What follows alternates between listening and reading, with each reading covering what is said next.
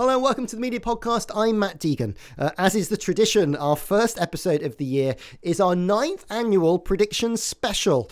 We've assembled the finest media commentators in the sector to divine what will happen this year. You'll hear from publishers, including The Mail and Deadline, TV indies and broadcasters. It's all you need to know to tackle the year ahead. That's all coming up in this special edition of the Media Podcast.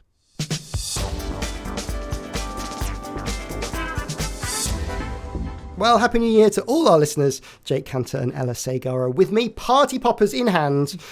Jake, we'll start with you. Your predictions from last year, for which I think you should be held accountable. It's only fair. Are you feeling confident? I don't know is the answer. I mean, okay. I always approach this part of the pod with trepidation. Well, number one, you said some Western media organisations are going to sever ties with TikTok, and also that 2023 will be a year dominated by AI's growing influence in the media. Well, look, some major Western media organisations have certainly distanced themselves from TikTok. So the BBC banned it on work devices. Having said that, they have forged ties with TikTok in other areas. They've done this. They've done some sort of influencer scheme. So mixed messages from the BBC. And I think, am I right in saying that somewhere in Denmark, I think DR in Denmark, cut ties with TikTok as well? I might need to double check that. a Nordic TikTok issue, yeah. And then on the AI side, a lot of discussion and a lot of action on AI. Absolutely, I think that was that was arguably a very safe prediction.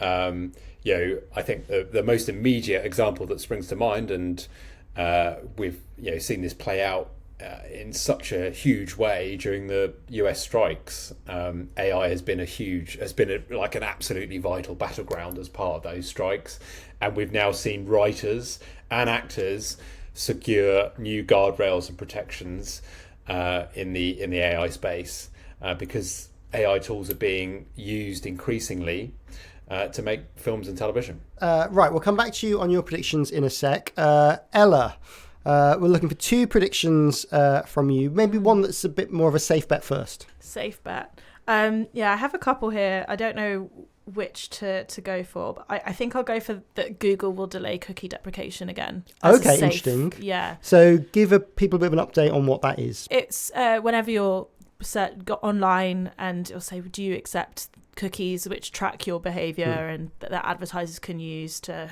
target ads. And so what is happening now is Google has got a privacy sandbox. It's trying to, because of privacy concerns about if it can track you across, not just on that website, but across the internet, what's and what's happening there. And there's been lots of legislation and kind of debates going on in Europe, which is kind of seen as that leading area for data protection. So you think they'll panic a bit and push it back? I think, yeah. And I think actually on the tech side, it's proving a lot more difficult to find an alternative for advertisers.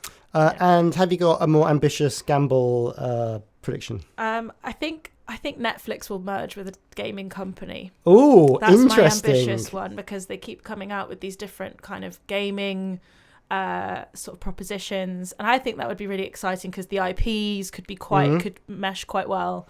Could be another sort of, because they're using it as a revenue stream, it could be another way to boost their revenue if their advertising tier isn't working out, which it seems like it's got quite sort of not been going quite as well as they would like. Well, they're in the sort of time business, aren't they, where people spend time, and so gaming wouldn't be a bad thing. So that's my to crazy jump prediction. On. Okay, That's a good one. I like it. I like the confidence. Jake, have you got a safer prediction for 2024? That's a fantastic prediction, I think, the gaming company one. I'm very envious of that. I think I could see it happening as well. Given we're recording this in the past and we've just been talking about strikes at the BBC, my safe prediction is that they're going to be more strikes at the BBC this year. We are seeing cuts in other areas. BBC is close to announcing a sweeping new set of cuts in the newsroom. New set of cuts, I should say. There are constant cuts in the newsroom. Okay. Yes, interesting. Looking at union trouble, more strikes, and anything a bit out there that you think predictions-wise for 2024? Either Talk TV will buy GB News or GB News will buy Talk TV. One of the two. I don't see them both battle surviving. of the right-wing GB broadcasters. GB News it's in this very strange position where it's increasingly confident, looks like a genuine challenger to the BBC and Sky News, and yet is mired in all this investigation with Ofcom. So it's a bit of a strange place for GB News. But at the moment, you would have to back GB News because it has really established itself. And I think, regardless of what you think of it and whether you agree with it, they have to have some credit for that, I think. They've definitely been making an impact. Anyway, thanks to you both. We will hold you to account this time next year. I look forward to it.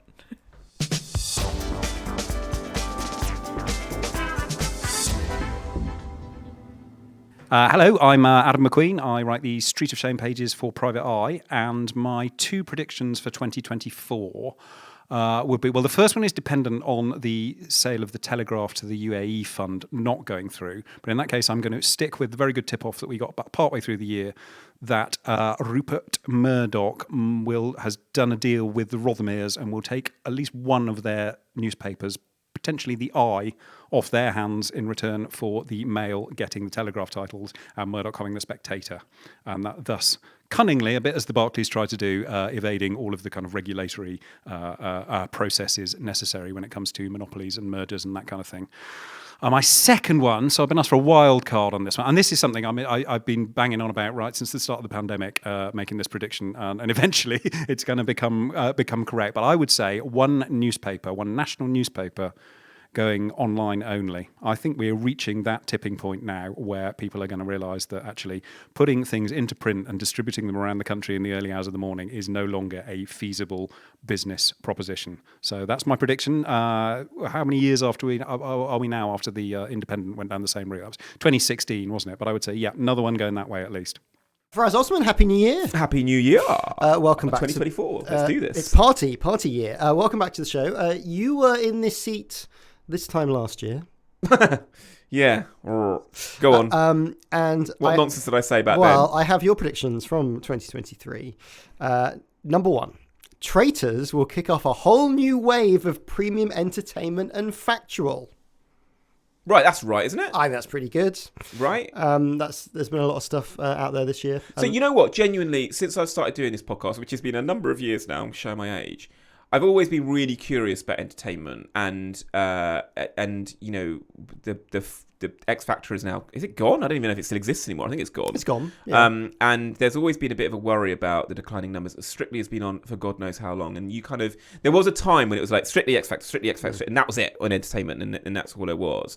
And then The Masked Singer came along, and we're a bit like, oh, maybe there's like something that's moving. Then Traitors comes along and just blows everything out of the water. And I genuinely do think that we are now seeing a new moment in entertainment. Can I push back and just go, is Traitors an outlier though? Like Survivor, Bit Duff? Well, so this is what's interesting. So Survivor clearly hasn't worked, and Rise and Fall I don't think worked, right? So there are two shows. It was nearly there. It will. Okay. We could get into that, but there are two shows that I would argue are quite classic entertainment shows, and the reason they didn't work is because they felt quite dated. Whereas if you look at the things that have worked, i.e. Squid Game The Challenge, new IP, Traitors, new IP. You know, Love Is Blind has done really well. And we've got the bus thing. They've got Destination X is coming, and I do think I'm more interested in seeing how well Destination X is going to do compared to say Gladiators. And so there is definitely feels like there is a new sense of gameplay, and I include the piano in this as well. Yes. So Rise and Fall I think was the big play, the big swing for Channel 4 to get a big entertainment hit. They didn't get it there; they got it with the piano, and I think there's this kind of whole thing around like real people doing things that isn't like lots of sexy people in bikinis, kind of like a bit of actual skill, a bit of something. Yeah, just a bit of humanness, and it's not just about talent. It's not just about a singing competition. It's actually there's a bit of luck that's in there as well, and that's why I think Traitors and Squid Game, because you cannot predict how it's going to end up. Well, the second prediction you had was if the BBC nails its coronation coverage, then I think they'll be safe, at least for this government.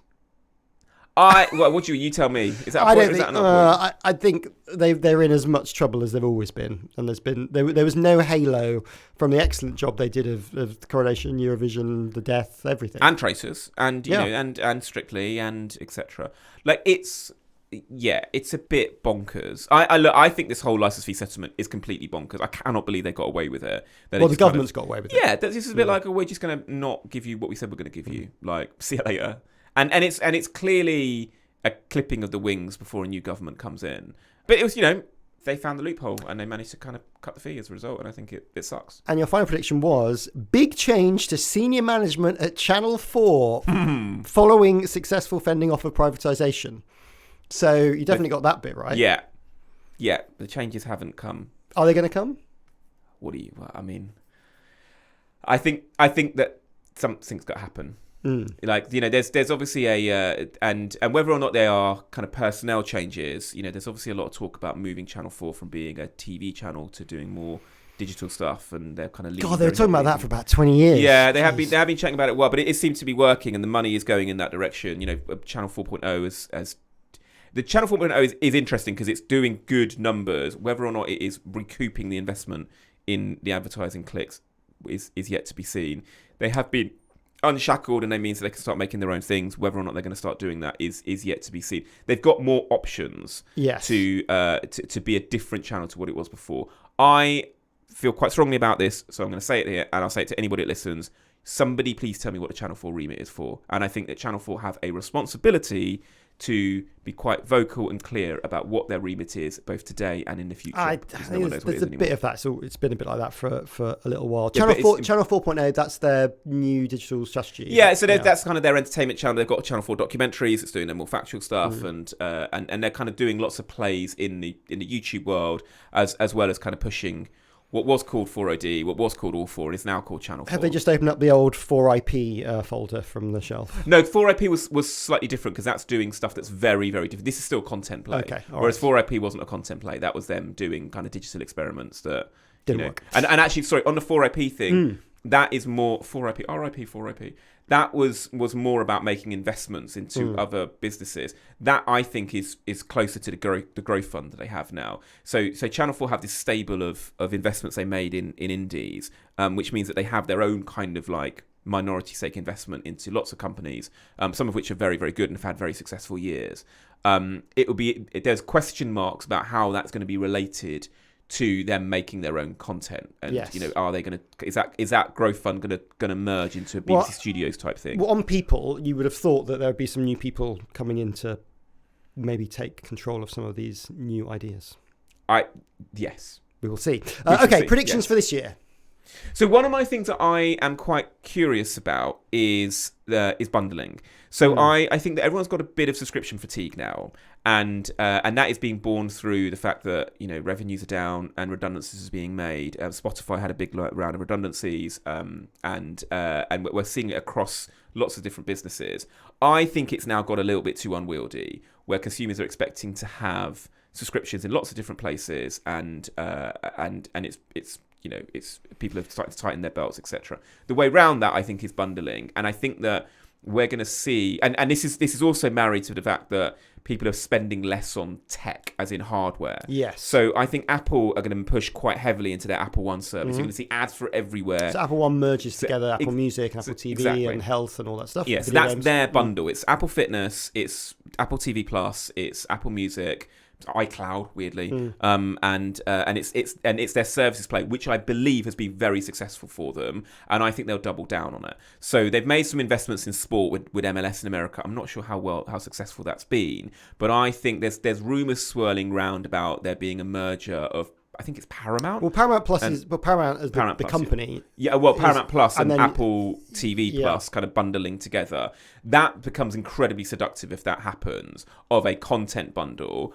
I think that it's not out of the realms of possibility that Netflix could buy Spotify, and then that becomes a rival in the other direction of a content bundle in that way. And obviously Disney are looking at what they have as their model. They're looking to offload ESPN and not ESPN, ABC, and Hulu comes into that package. And I think that they will want to do something that feels bigger than just a streaming service. All good concepts. give me a physical bundle. What is going to be your predicted bundle? Okay, let's do a physical bundle. I think that screw it. Let's do it. I'm going to say that Netflix are going to. I'm going to say this. Actually, I'm going to hedge my bet slightly. Someone's going to acquire Spotify. Yes. I think with them cutting their costs when they just made a profit, a lot of people have been saying that's fattening up for a sale. And on the telly side, which streamer goes or who gets combined with what? So which streamer goes? I think Paramount is the one that is got some interesting bits around it because Paramount own MTV and Comedy Central and they've got lots of great assets. Star Trek and all that stuff. Yeah, exactly. So I think that Paramount is probably going to be the one that gets gobbled up by a bigger player. I think that there are too many on the periphery, and if I'm going to say one that's going to go, I think Lionsgate probably entered into this fray a bit too late. And if I was to say one of them was going to go the Quibi direction, it's probably going to be that. I'd love to meet somebody that's subscribed to Lionsgate Plus. Haven't met them yet. Still to be found. Any other predictions? Look, I mean, we've been saying it for a while, but Twitter /X/ whatever it is, there's obviously something that's going to happen during the American election. Whether or not it can survive beyond that is open for debate. I just think advertisers hate it. I think people who don't want to use it anymore, and it is basically people don't like opening the app anymore, and I think that's and people aren't putting up content in that space anymore. I do think it's really curious that journalists still use it. They've got my understanding is that a lot of journalists are using Blue Sky, which has kind of created a bit of an echo chamber for themselves. But when it comes to kind of following journalists and following stories, if you're a news fiend, like Threads isn't giving you what you need right now. I still think that's short term. I'm all in on Threads. But the problem with Threads is so Threads need to sort themselves out when it comes to hashtagging. They introduced it just before Christmas. They introduced topics. Yes. So what this comes down to is whether or not they can do. There's 3 events: elections, right? Whether or not the people are going to use Threads to follow the election. They don't really want to get in that game. No, everyone wants to stay clear of news. Right. So then the next thing is sports events. So be it the Super Bowl or the Euros. The Euros, right? So if they manage to kind of get a way to build a conversation around a big sporting event, then Threads will start taking off. I think a lot of people have signed up to it. I don't know if a lot of people are using it. I don't post on it. And I, was a heavy poster on Twitter. It's just not fun anymore. It's not. I think it'll get there, but that's my prediction. What's your social media prediction? Want to hold you down? Twitter's going to go to the wall, and either it's going to be offloaded by Elon Musk, and he's going to go, this is just silly, I can't do this anymore, or it's just going to kind of. I actually do think it's going to start crumbling and disappearing, and it's certainly not going to be something that we talk about as much as we have done in the past. So yes, goodbye. That's Twitter. A great line. We will check whether that's still the case this time next year. Right. Thanks, Faraz. We'll be back with more predictions after this.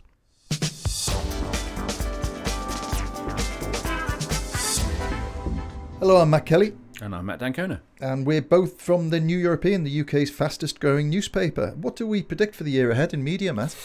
Well, it's going to be a very interesting year. I mean, I think the big story will be the future of the Telegraph deal being sold to essentially a hedge fund that's owned by Gulf people. And I know that it's a massively unpopular idea at the Telegraphs, not to mention the Spectator, which I used to edit. So I think that the government is taking a more than active interest in that, and I think that it might well not go through.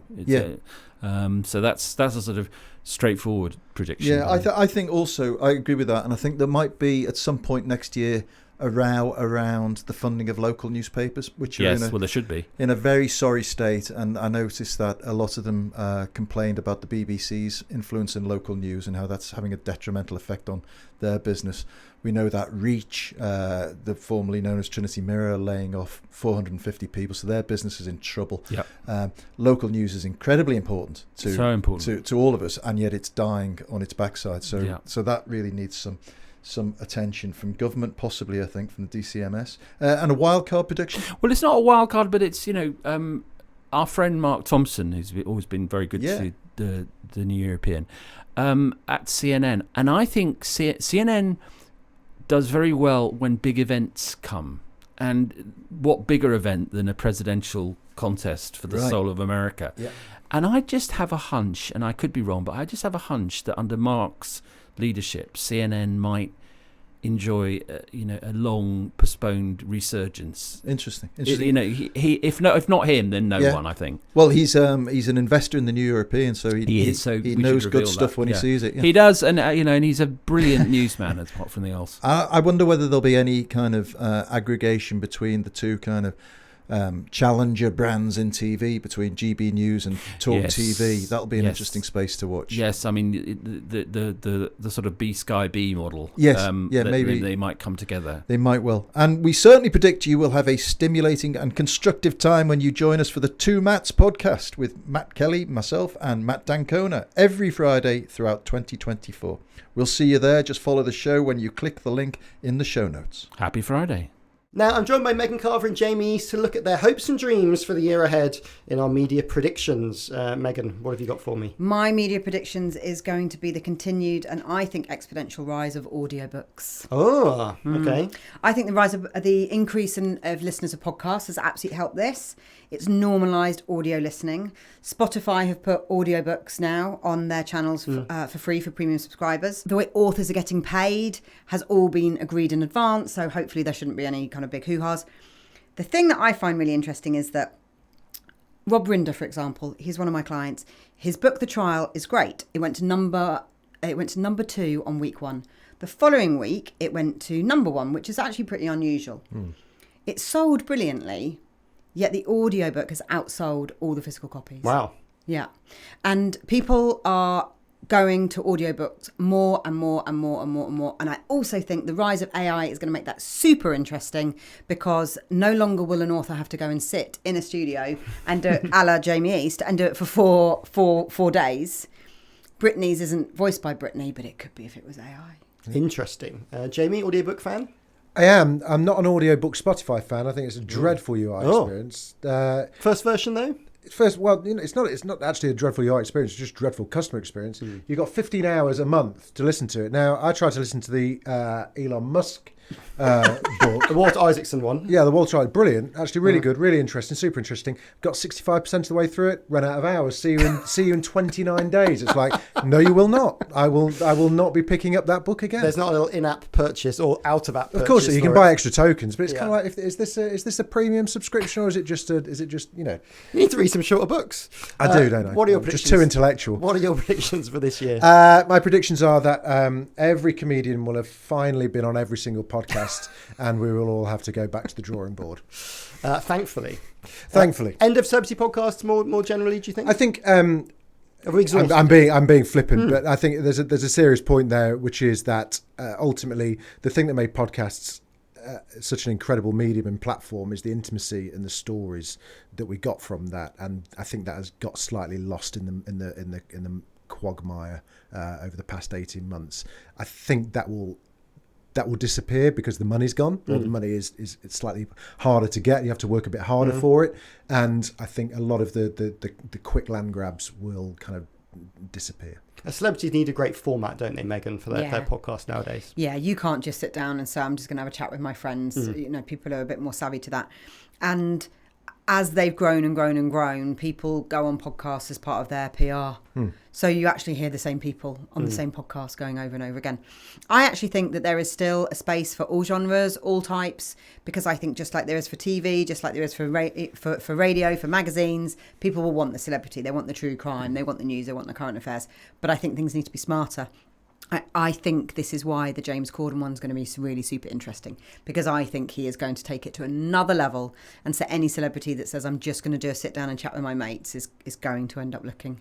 Megan, have you got another prediction? Well, only that, I think with the documentaries last year of the Beckhams, the Rooneys, Robbie, I mean, I love them. I don't think we should be calling them documentaries. I think we should be calling them... Yep. I think we should be calling them stories or my stories. Essentially, the subject's own production companies. They control the narrative. They pick who, is the narrator, and the viewer thinks they're the filmmaker.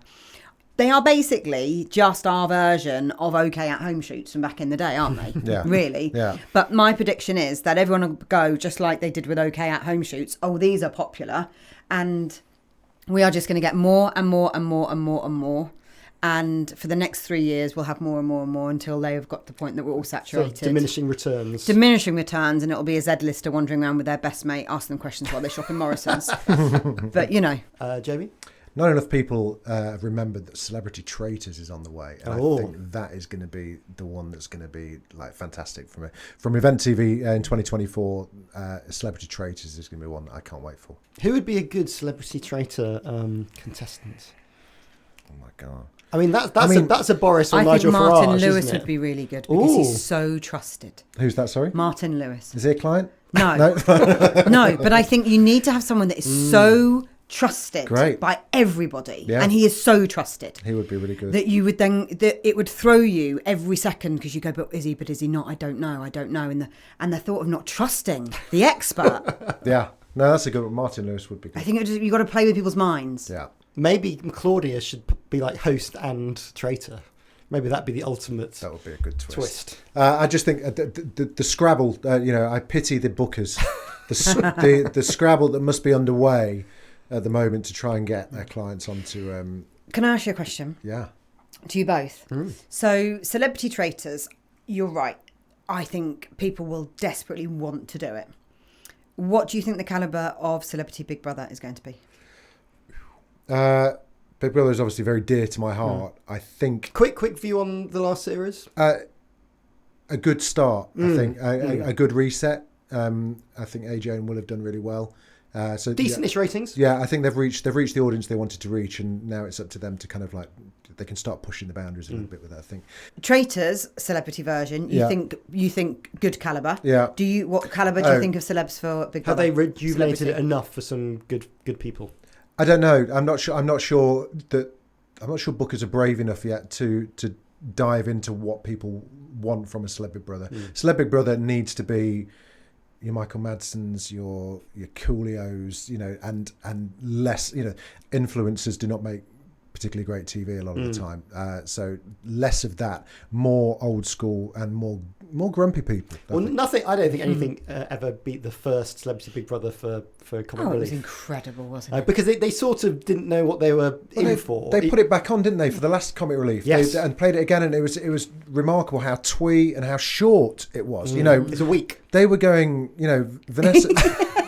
Jack D climbed a fence after day 3. Vanessa was scribbling on the table after, and now that feels like just, people do Airbnbs quite willingly for more time than that now. I think they've done a great job of getting pure and back to the roots of what made civilian Big Brother great. They need to do the same with celebrity, and celebrities need to be not afraid just to kind of like let the mask slip a little bit. The campaign starts here for good celebs for both the Traitors and Celebrity Big Brother. Thank you both. Thanks, Matt. Thanks. Hi everybody, this is Steven D Wright with his predictions for the media industry next year. Sadly, it's a line from Dad's Army I'm going to repeat, where Private Fraser used to say, "We're all doomed, Captain Mannering," because that's all I can see, unless the channels and the commissioners start bloody commissioning again and stop ignoring the plight of the freelancers who can't get work when there's no commissions. We're all doomed. So death, destruction and doom. Good luck. See you next year if we survive.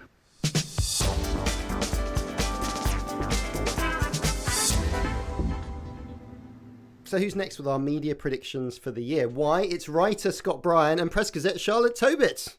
Woo! Hey, Matt.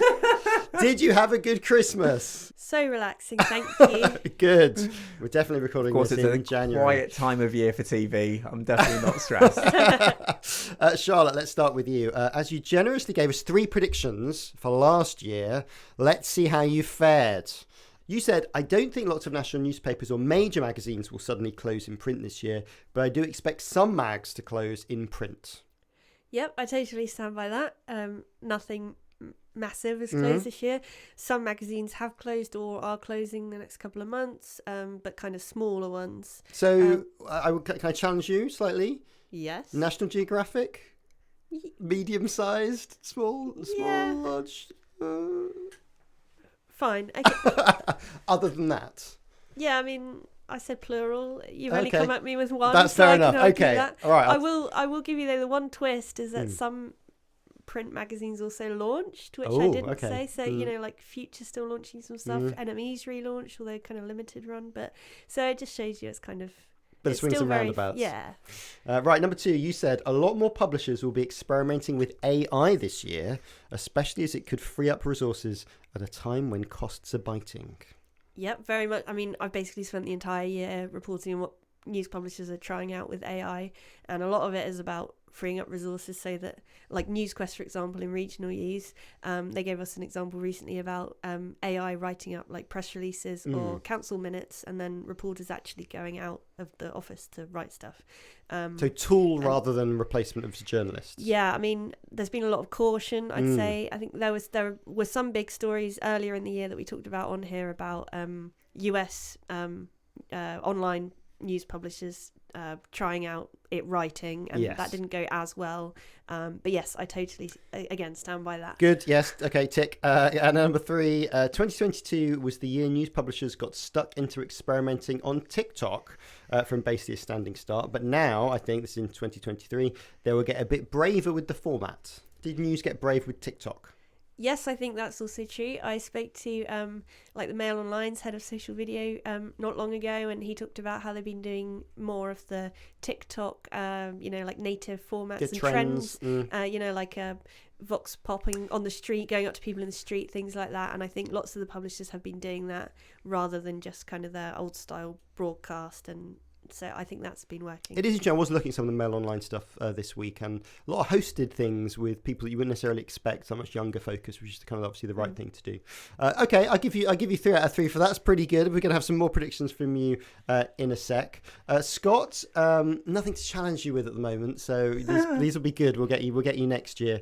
Prediction number 1. What have you got? So my prediction is that there will be some changes happening at the top of TV. So if you look at the bosses of TV for the last few years, it's been pretty much static. You've had Charlotte Moore, BBC. You've had Ian Katz, Channel 4. Zy Bennett on Sky, Piers on ITV.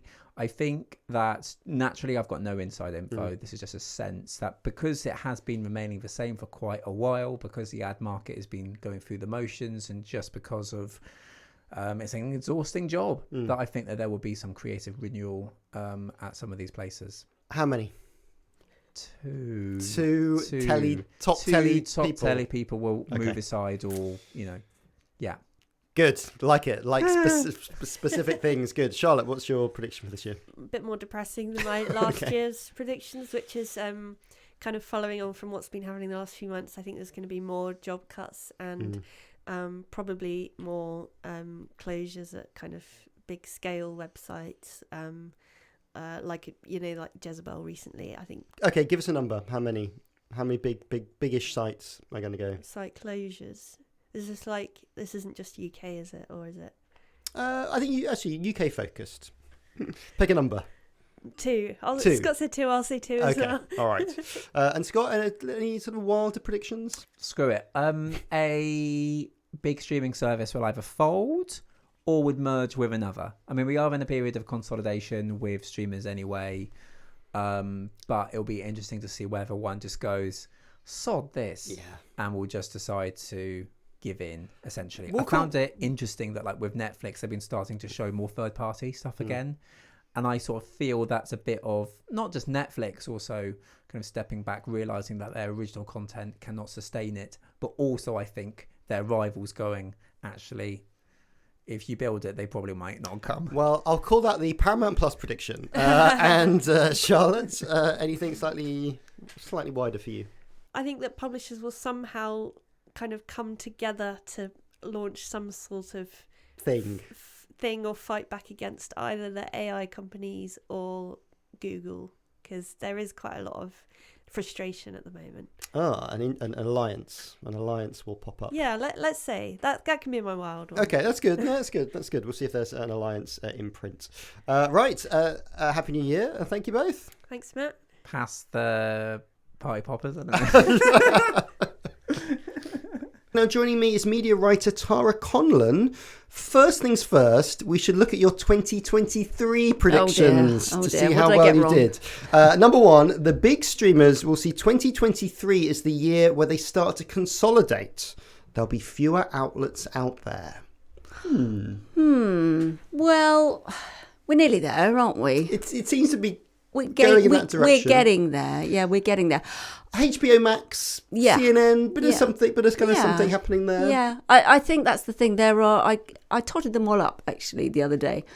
For the top 7 streamers, it's now, if you want everything that you can get in the UK, Now TV, Apple, blah blah blah, it costs £130 a month. Wow.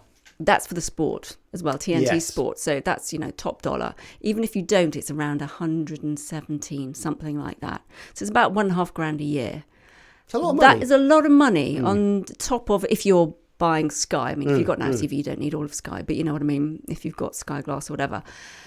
So I think we're reaching that crunch point where the consumer is saying, it's tight. I mean, even me, knowing a bit about the industry, I discovered I had a BritBox subscription the other day. We've got so many subscriptions these days, we just can't keep up. And I think there will come. It is biting. There are people leaving the big streamers. They're moving to either set up their own companies or they're moving to networks. So it does seem to be happening that there is a shift, that they're not spending as much. It will come, I'm sure, but maybe I was just a bit early on it. Just ahead of the game. And then the second one, the amalgamation of BBC World News and the Home News channel will result in Home News not getting much of a say, and it'll be a political hot potato.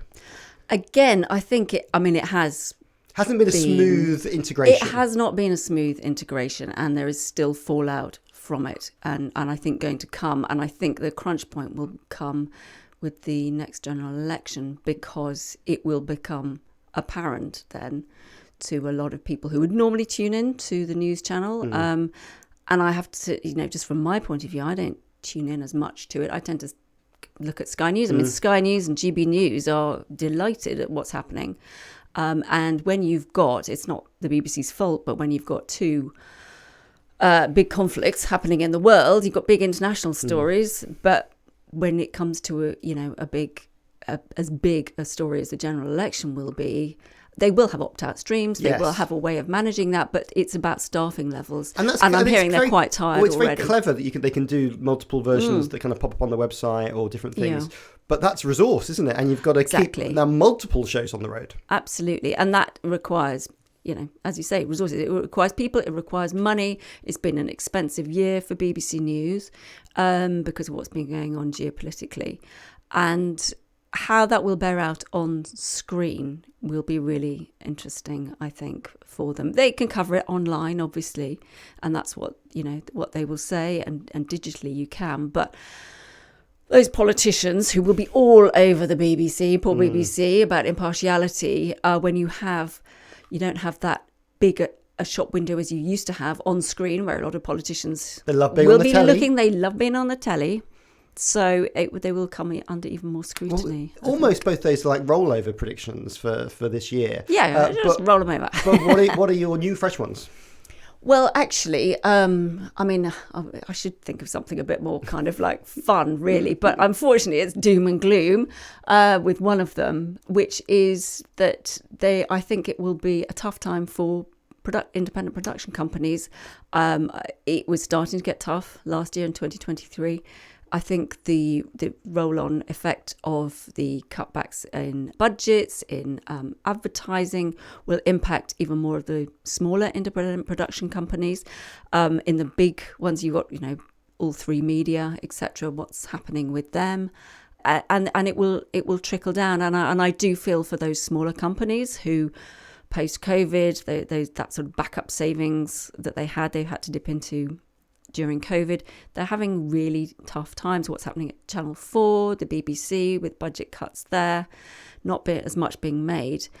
Some people call it a market correction, which sounds quite harsh because it's people's lives, and producers that I'm speaking to some of them are having a really tough time. I mean, it seems more than just the money from the streamers has sort of disappeared. It seems kind of deeper cuts than that, particularly I think what we're seeing from public broadcasters. Yeah, exactly, which have been the bread and butter for a lot of the smaller companies. And they're trying to help where they can. But at the end of the day, it comes down to money and it comes down to airtime. And with fewer if we're going to move over to a time where linear TV is replaced more by app-based TV, and we don't have that daytime space, maybe people are, instead binging shows from the streamers rather than watching This Morning. I mean, you could easily see BBC Two just it starts up at 7 o'clock, like 3 and 4. Well, yeah, exactly. And I think if that's the end game, then you can see why they're cutting back on daytime shows. It doesn't make as much sense to them and sticking to the prime time. But there are still people who want to watch daytime TV, and those audiences still need to be served by the public service broadcasters. And so there will still be a market there for a while. But those smaller companies particularly, the factual, the sort of like bread and butter factual shows. If you're used to knocking out like 200 episodes of Homes Under the Hammer, that's a big shift. Yeah, exactly. So I think it will be even tougher for those production companies. The big ones will be okay because they have the back office, they have the reserves, they have all the economies of scale. But the smaller ones, I do fear for them. Have you got a second one? I have, and again, it feeds back into what I was talking about, subscriptions. And I just wonder if in 2024, this year, we're going to get sick of subscriptions. The reason why I say that, I was talking last year with Substack about them getting more into video, and also talking to Sesame, and that's the people behind who founded Acast. And essentially, they were saying, with all these subscriptions out there, are consumers getting tired of them? And how will consumers basically cut back, and what it will mean for content? And what Sesame is saying, they've got it in publishing and podcasting. Essentially, you pay for an article or you pay for a podcast. They're saying, well, why can't you do that with, an episode of a show? It's kind of going back to the old way that Apple used to do. Yes. You could buy an episode. Yes. And their argument is an average payment is about €2, and 5% of people who go and buy an article go on to subscribe. So they're saying it wouldn't cannibalise existing subscription revenues too much, and it would bring people in who are tired of subscriptions. And when you think about it, like gym membership subscriptions, a lot of people get tired thinking, well, I'm paying for that, but I'm not using it enough. So with the decline in subscriptions, will we see more of a paying per episode?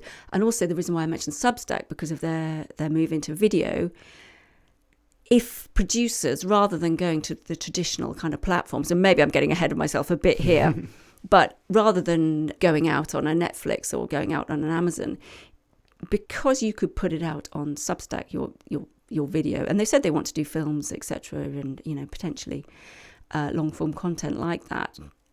Is that a way forward for a production company with second, third rights, that they might put it out on their direct to consumer? I guess what I'm saying is, some different financial models that move away from subscription for exactly. Are we going to see some kind of move away from the streaming subscription model? Is that a way of increasing revenue or not? I don't know. Finer minds than mine are probably looking at it. Well, two great thoughts, and as we've already heard, if it doesn't happen in 2024, maybe it'll happen in 2025. Yeah, exactly. Thank you very much. No worries. That's it, and a happy new year to you. We'll be back with a new episode next week, and of course every week here on the Media Podcast. Make sure you hit that follow button to get us in your ears every week. We record the show at the London Podcast Studios, where you can get 25% off your first booking at this lovely place when you use the code MEDIAPOD. That's thelondonpodcaststudios.com, using the code MEDIAPOD for 25% off. Thanks for listening. My name is Matt Deegan. The producer was Matt Hill. It was a Rethink Audio production. I'll see you next week.